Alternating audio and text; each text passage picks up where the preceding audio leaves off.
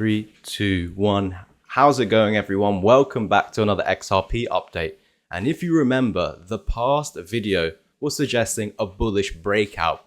And I was saying that the 55 and the 20, in line with these two red boxes, are key levels of resistance, which we could find rejections from. So we really need to see XRP breaking through them. And the target would be between 2.96 to $3.15. But we also understand this is a very key level of resistance where a lower high can form and we roll over. So nice to see that XRP is following that path, at least as of now. Remember that this is actually standing in the way, $2.65 to $2.70 from this target of ours. And remember, at the target, it can still lower high. So it might not even get to the target and lower high from here. We need to see continuation from the rest of alts. At the moment, if you followed along with my Bitcoin and Ethereum updates on the channel, Ethereum is currently breaking out against Bitcoin. And that's why we're seeing, at least as of right now, XRP up 6.5% as of recording. And the more we zoom in to the moving averages, there's a bullish cross forming right now. And if XRP can continue higher into my $3.15 area, then we're going to see a further bullish cross between the next two. So this is really good pretty much, guys, because looking at the 20 and the 55, they were coming close to forming a bearish cross.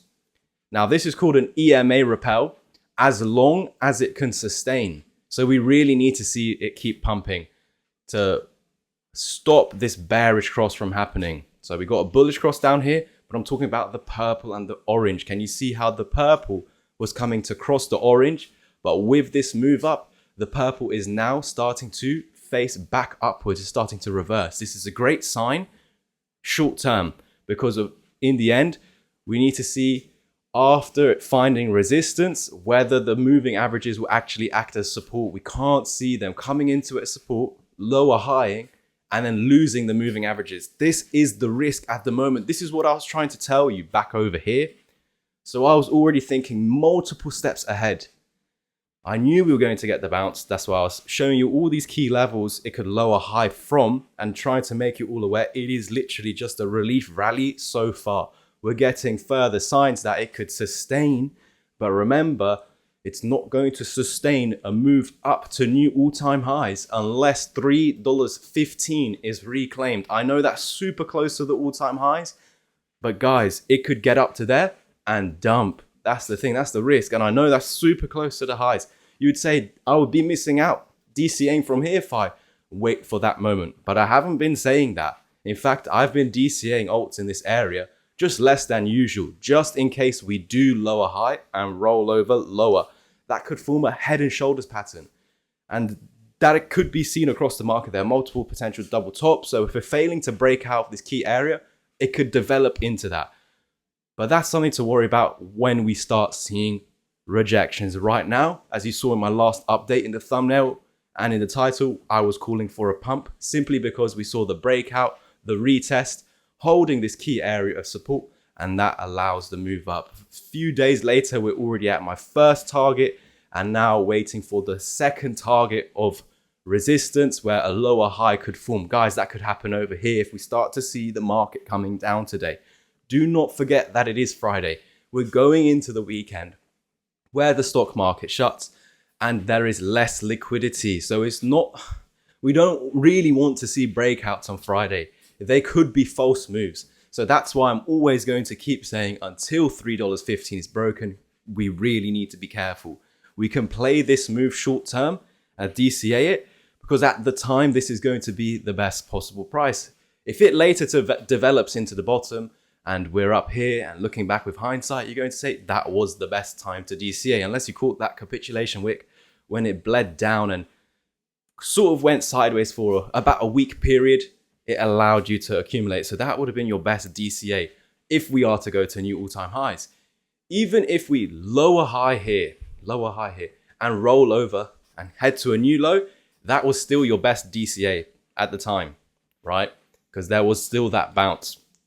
I just hope for all of our sake and all of alts that we see XRP, Ethereum, and Bitcoin breaking these red boxes. So on ETH, it's a little bit different, but it needs to reclaim 2.8 and 2.9 and 3.1.